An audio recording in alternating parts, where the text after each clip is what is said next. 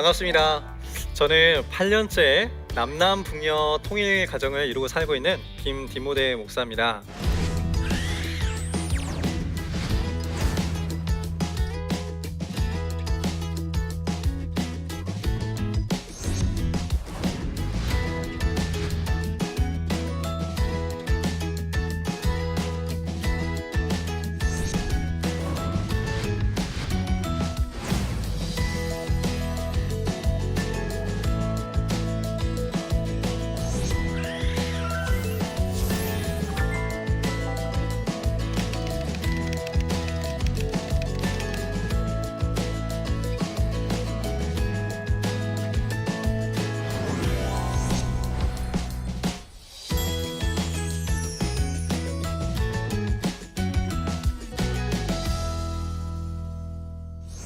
복장이 좀 특별하죠? 네. 오늘 주제와도 관련이 있는데요. 주제 같이 한번 읽어볼까요? 시작. 남북 통일 결혼과 같이 생각하자. 네. 이 복장이 저 8년 전에 결혼했을 때 입었던 복장인데요. 다시 그때로 돌아간 것 같은 느낌이에요. 네. 어, 남북 통일 왜 필요한가라고 생각했을 때 저는 수많은 이야기들이 있을 거예요. 하지만 저는 이 결혼을 생각했습니다. 여기 PPT를 보시면 한반도 지도가 있는데 이 위쪽에 함경북도 김책이 저희 아내의 고향인데요. 그리고 아래쪽 전라남도 광주가 제 고향이고요. 네. 이렇게 한반도의 끝에서 아내가 태어나서 네, 한국에 온 지 한 16년 정도 됐고요. 네. 그리고 저희 태어났을 때 사진 네. 왼쪽에 저고요. 오른쪽이 제 아내입니다. 네. 통일의 필요성에 대해서 많은 말들이 있지만 저는 이 말씀을 함께 읽고 싶은데요. 같이 함께 읽겠습니다. 시작. 그 막대기들을 서로 합하여 하나가 되게 하라. 내 손에서 둘이 하나가 되리라. 네. 이 말씀은 명령과 약속으로 이루어져 있어요. 전반부에는 뭐라고 명령되어 있죠?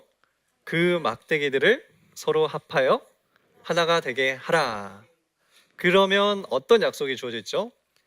내 손에서 둘이 하나가 되리라. 통일이 뭐라고 생각하실까요? 하나가 되는 것. 네. 통일을 왜 해야 되냐 했을 때 부동산 업자 같은 경우에는 예, 통일이 대박이라는 것을 예, 간절히 소망하고 또 그렇게 믿고 준비할 거예요. 정치, 경제, 교육 각 영역에 있는 사람들마다 다 입장이 다릅니다. 예. 근데 북향민들 또 이산 가족들에게 통일은 왜 해야 되냐? 바로 집으로 가는 길이기 때문이에요. 네.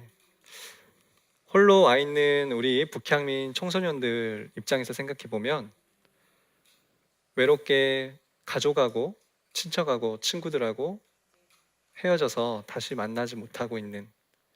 그래서 우리 북에서 오신 분들에게 통일은 왜 해냐 했을 때 다른 이유 없습니다. 그냥 만나고 싶어서. 네. 물론 우리는 좀 입장이 다를 수 있죠. 네. 하지만 하나님의 사람이라면 그렇게 누군가의 그 고통과 아픔, 그것이 북향민들 한 사람 한 사람의 아픔과 고통이 아니라 우리 민족 70년 역사의 그 아픔, 그 고통인 것을 생각한다면 통일 왜 해야 되나? 그런 질문을 하지 않을 거라고 생각하거든요. 물론 이제 통일을 하기 싫어하는 마치 결혼을 포기하는 그 수많은 세대가 있는 것처럼 통일을 싫어하는 많은 이유들이 있을 겁니다. 그래서 오늘 이 시간 네, 남북 통일 결혼과 같이 생각하자라는 제목을 잡았는데요. 같이 잘 듣고 또 배워갔으면 좋겠는데요. 저는 8년 동안 남남 북녀로 살아온 이야기들 하나님께서 또 경험케 하시면서 통일의 문제를 결혼으로 그렇게 생각하자고 여러분께 말씀드릴 수 있는 이 이야기들을 통해서 여러분도 통일을 멀고 또 복잡하고 그렇게 생각할 게 아니라 남자 여자가 만나서 함께 하나가 되어가는 것, 그렇게 생각하셨으면 좋겠다 싶거든요. 자, 그래서 저희 부부가 남과 북이 어떻게 만났고 또 연애는 또 어떻게 했으며 결혼 과정 가운데 또 있었던 어떤 아픔들, 힘든 부분들을 어떻게 극복했고 지금은 결혼한 지 8년이라는 시간이 흘렀는데 그런 삶의 이야기들을 통해서 남북 통일이 되는 그 과정, 그리고 통일 이후의 모습, 우리가 어떤 마음과 자세로 하나님 앞에 그 통일들을 행복한 통일로 만들어갈 것인지 같이 생각해 보면 좋겠습니다. 2018년 4월 27일, 불과 얼마 안 된 시간이죠. 판문점에서의 첫 정상회담이 있었던 그 장면 보시면서 어떤 생각들을 하셨을까요? 뭉클했어요. 네. 그래요. 통일이 참 멀지 않구나. 그리고 그렇게 남북 정상이 먹는 평양냉면 나도 한번 먹어보고 싶다. 네. 근데 저 첫 정상회담이 이루어지기까지의 그 과정에 우리가 반드시 생각해야 될 게 수많은 사람들의 기도와 그리고 노력, 통일을 위해서 한 마음을 가지고 각자의 그 삶 속에서 열심히 노력하시는 분들, 그분들의 기도와 노력들을 하나님께서 받으시고 이런 시간들을 운행하시고 있다고 생각하거든요. 제 얘기를 간단히 해드리면은 저와 제 아내의 첫 만남은 2008년 통일 비전 캠프에 있었어요. 네. 그때는 북한 선교 캠프라는 명칭을 썼었는데요. 이 캠프에서 저희 아내가 강의하는 모습을 보고 한눈에 반하는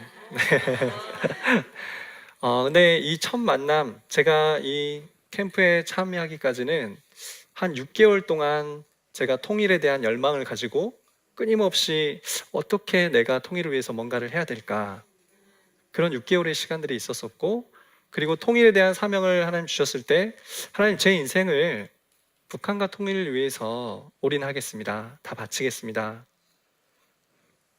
단 배우자를 북에서 온 사람을 만나게 해주십시오. 네, 그런 고백을 하게 하셨어요. 그 다음에 이렇게 만나고 나서 사실 정상회담 때도 굉장히 말씀하신 대로 뭔가 따뜻한 분위기, 예, 통일이 가까이 있구나, 그런 생각이 들었던 것처럼 저도 제 아내가 북한 선교 캠프에서 강의하는 모습 보고 저 사람하고 결혼하면 참 좋겠다, 그런 마음이 있었거든요. 근데 이거를 간직하고 있었죠. 그리고 시간이 며칠 흐르고 나서 하나님께서 같이 함께 동역할 수 있는 기도 프로젝트를 주셨어요. 제 아내와 함께 동역할 수 있는 기도 프로젝트를 주셨는데 북한과 통일을 위해서 매년 100일 동안 5년 동안을 그렇게 기도를 하라는 그런 미션을 주셨어가지고 그 미션을 주신 현장에 같이 있었고, 그래서 같이 동역하게 됩니다. 그러다가 이제 고백하는 시간이 있었는데요. 고백하는 그 표현이 가장 제 마음의 성경에 좀 들었던 구절이 바로 이거예요. 한번 같이 읽어 주실래요? 아담이 이르되 이는 내 뼈 중에 뼈요 살 중에 살이라. 이걸 네 글자로 이야기하면 뭘까요? 너는 나다. 너는 나다. 이런 고백을 아내한테 하고 나서 한 1년 반 동안 연애를 하는데요. 표정을 보시면 아시겠지만 참 행복해 보이죠? 교제하기 시작해서 한 100일 동안은 비밀 연애를 합니다. 네. 비밀 연애라고 해서 좀 이상하게 생각할 건 없고요. 네. 정말 배우자로서의 그런 확신인지 하나님 앞에 진지하게 묻는 시간들도 있었었고요. 서로 배우자에 대한 확신이 어느 정도 있었을 때 공개적으로 이야기하면서 그리고 나서 많은 사람들의 축복을 받으면서 본격적으로 교제를 시작했었거든요. 통일의 문제를 생각할 때에 정말 서로 치열하게 뭔가를 확인하고 또 의견을 교환하고 이런 것들이 필요하거든요. 저희는 통일되기 전에 이렇게 남북 정상이 만나는 데만 해도 수많은 대화들이 오고 갔을 거예요. 네. 그런 것처럼 저희도 연애 이제 막 시작했음에도 불구하고 같이 살아갈 사람이기 때문에 서로 맞춰가는 시간을 가져야겠다. 그래서 저는 저희 아내가 감리교에서 신학을 했었었고 또 예수전도단이라는 선교단체에서 신앙훈련을 받았었거든요. 근데 저는 신학생도 아니었고 그리고 예수전도단이라는 곳이 뭐 하는지도 잘 몰랐었거든요. 하지만 아내와 같이 신앙의 수준도 신앙의 색깔도 맞춰가기 위해서 제가 2008년에 중국으로 그 예수전도단 선교 훈련을 떠납니다. 한 6개월 정도의 그 훈련의 시간들을 갖고 그렇게 돌아오는 시간들도 있었거든요. 그렇게 서로 맞춰가는 시간들이 이미 남북관계 안에서도 좀 시작되지 않았나 그렇게 좀 생각해 주셨으면 좋을 것 같고요.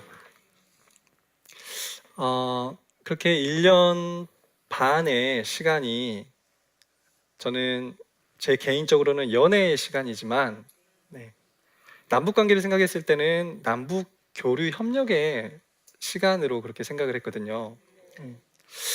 남과 북이 서로 뜨겁게 사랑하는 것 그게 뭘까?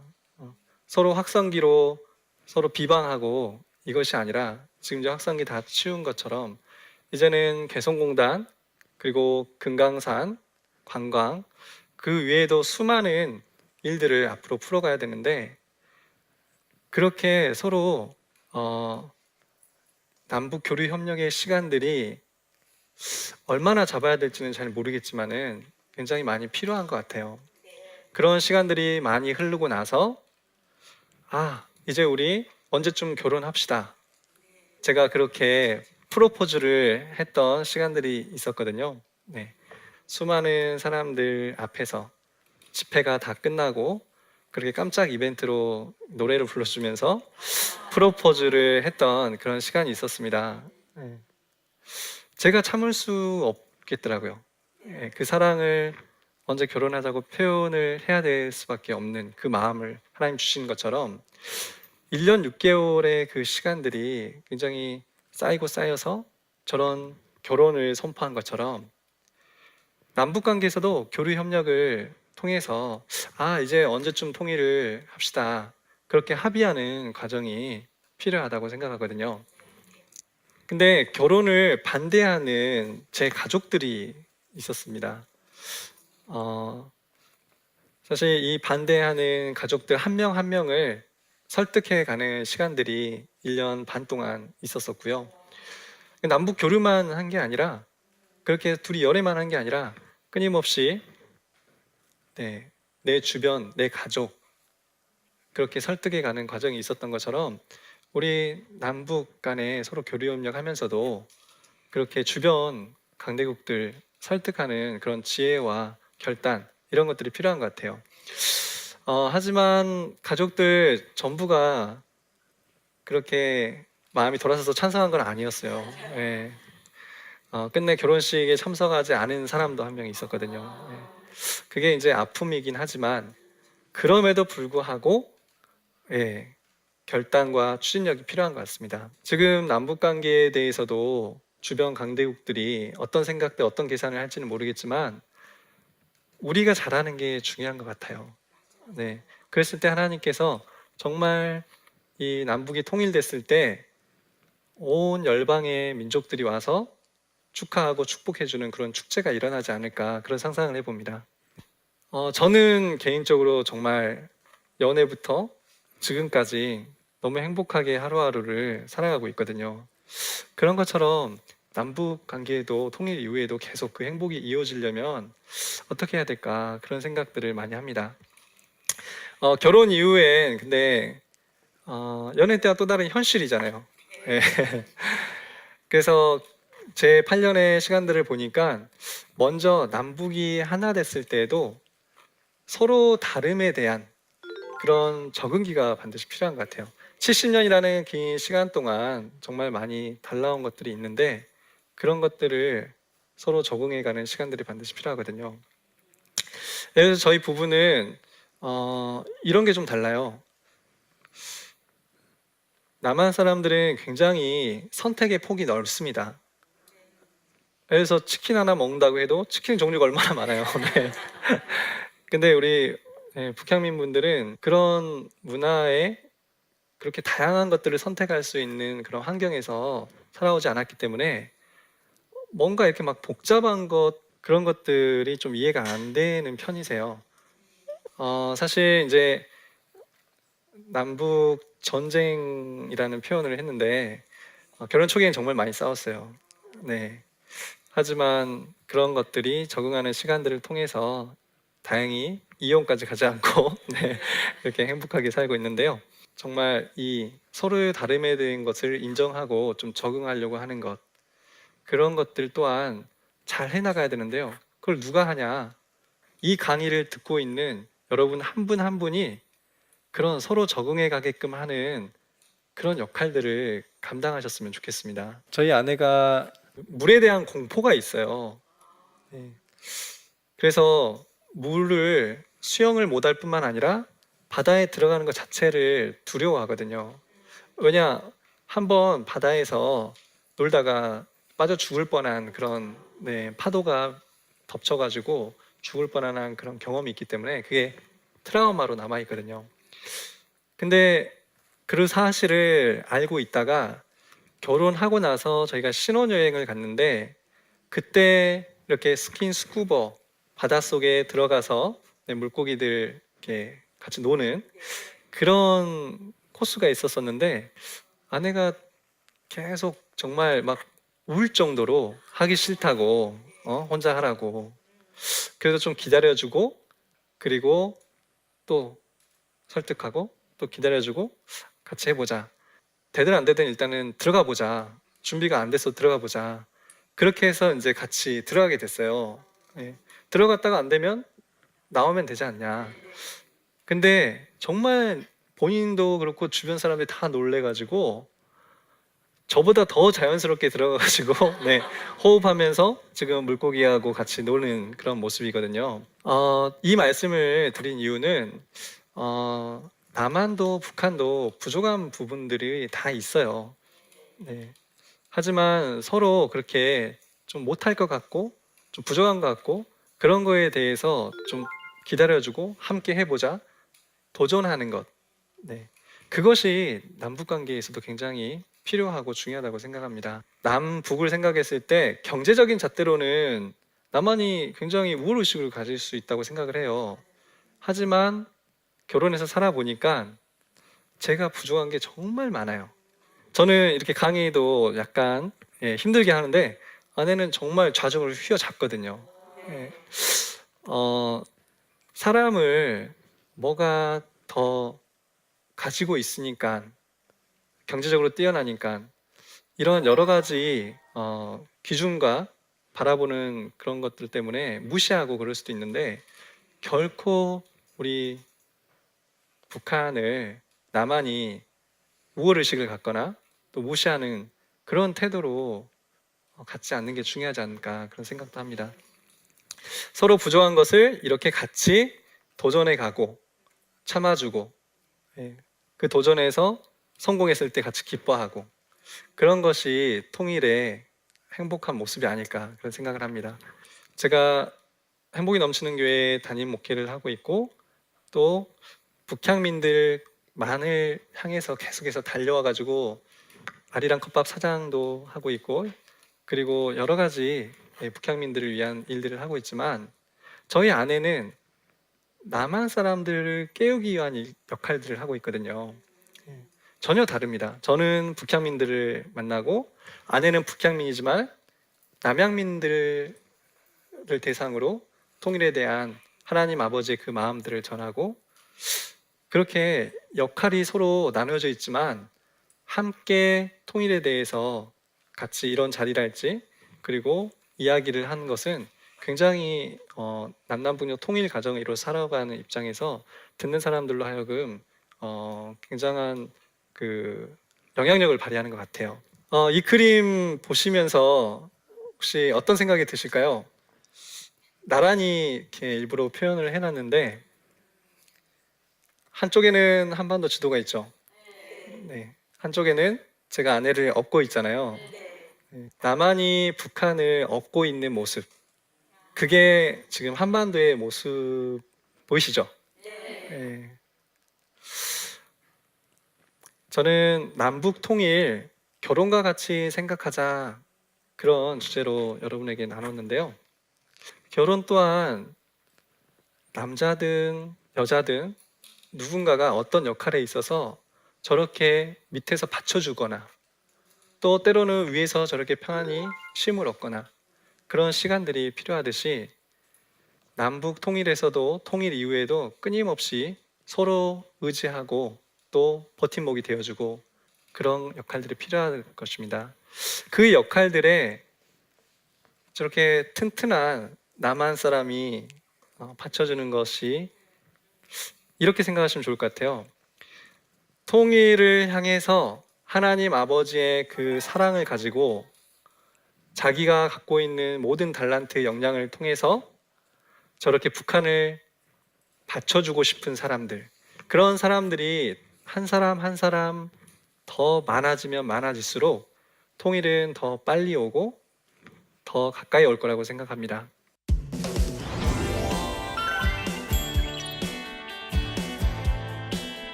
네, 제 강의 듣고 질문하신 분들이 있는데요. 질문을 보시면 결혼을 포기하는 이유 중 하나가 결혼 비용이듯 통일도 꺼려하는 이유가 통일 비용인데요. 통일 비용에 대한 해결은 어떻게 해야 할까요? 어, 저처럼 저희 부부가 아무것도 없는 상태에서 지금 결혼을 하게 됐고 지금 8년 지나고 나서는 하나님 주신 많은 것들을 흘러보내고 있습니다. 며칠 전에 통일 비용에 대한 인터넷 기사가 떴는데요. 얼마나 들까 했을 때 한 4천조가 넘는 걸로 그렇게 나왔더라고요. 근데 그 4천조 원을 줄여갈 수 있는 방법, 3천조, 2천조 하는 것은 남북 교류 협력을 얼마나 더 빨리, 얼마나 더 많이 잘 하느냐에 따라 달려 있다. 그렇게 이제 기사 내용을 봤는데요. 그 기사 내용을 본 수많은 사람들이 댓글에 통일을 하기 싫다고 하셨어요. 네, 부담하고 싶지 않다는 거죠. 하지만 저는 그 기사를 쓰신 분도 그렇고 댓글을 보신 분들이 통일 이후에 더 많은 이익이 되는 그런 내용의 글이 안 들어가 있는 게 좀 안타까웠습니다. 통일 이후에 딱 하나만 생각하시면 북한의 지하 자원이 많다는 얘기를 많이 들었잖아요. 그 광물 자원이 규모가 어느 정도냐면요. 이 남한 정부 기관에서 이렇게 파악한 거는 4,500조 정도. 네, 그렇게 파악을 했었고요. 북한이 직접 이렇게 파악한 거는 한 6천조, 5천조 그 정도. 미국도 그렇게 비슷하게 그 정도 광물 자원이 많다. 그러면 통일 이후에 그런 광물 자원만 생각해도 네, 통일 비용 걱정 안 하셔도 될 것 같아요. 그리고 지금 오히려 분담 비용이 70년 동안 분담 비용이 얼마나 많이 들었을까요? 그리고 지금도 또 앞으로도 분담 비용 얼마나 많이 들어갈까요? 이런 것들을 생각했을 때 사실 통일 비용은 저희가 걱정할 문제는 아닌 것 같아요. 네. 어떻게 사랑할까? 어떻게 이 북향민들과 함께 작은 통일을 살아내고 또 이 남한이 튼튼한 그런 버팀목이 될 수 있도록 내가 어떻게 튼튼한 버팀목이 될 수 있을까? 네, 결혼해서 어떻게 저 사랑하는 사람을 책임질 수 있을까? 그런 것처럼 거기에 좀 집중하시면 좋을 것 같습니다. 네, 두 번째 질문은요. 남북 통일 가정을 이룬 분들이 얼마나 되나요? 결혼을 해야 하는 청년들에게 해주고 싶은 이야기가 있으신가요? 우리 북에서 오신 우리 북향민 분들이 결혼을 해야 될 분들이 한 10,000명 정도는 되는 것 같아요. 네, 굉장히 많죠. 네, 제 주변에도 우리 북향민 형제 자매들이 청년들이 굉장히 많습니다. 어떻게든 좀 소개시켜주고 싶은 마음이 있어요. 네. 우리 북향민 분들이 굉장히 장점이 많으세요. 네, 굉장히 순수하시고 또 사람을 인격적으로 대하시고 그리고 또 열정이나 헌신 그런 생활력 강한 것들, 네, 지혜도 많고요. 마음만 있다면 또 사랑한다면 서로 어떻게든 그 일들을 헤쳐나가고 또 결혼하고 나서도 잘 살 수 있거든요. 그래서 북에서 왔어? 이렇게 생각하지 마시고 같은 청년이고 그냥 북한이 고향일 뿐이다고 생각하시고 네, 북향민 청년들하고 서로 연애도 하시고 네, 또 결혼도 하시고 그런 일들이 많이 생겼으면 좋겠습니다. 네. 왜 통일이 돼야 되냐? 그렇게 부정적으로 생각하기보다는 그래, 통일 어려운 거 아니야. 그냥 만나서 같이 살면 되는데 사랑하는 것 물론 쉽진 않지만 한번 만나보자. 한번 대화해보자. 그렇게 남북관계, 정치, 경제 모든 영역별로 생각하시고 기도하시고 또 여러분들이 하실 수 있는 일들에 뛰어들어서 뭔가를 하나씩 해나갔으면 좋겠습니다. 네, 강의 들어주셔서 감사합니다.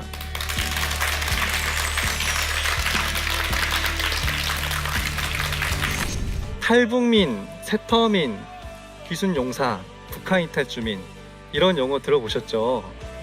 네. 저는 이 용어들보다는 북향민이란 표현을 더 좋아합니다. 북녘북, 고향향. 그러니까 고향이 북한인 분들을 북향민이라고 하고요. 북향민과 만남의 목적을 예수 가족되기 그런 목적으로 만나주셨으면 좋겠습니다. 그 목적에 맞게 만날 수 있는 가장 좋은 방법이 있는데요. 뭐냐면 정착도움이라고 혹시 들어보셨나요?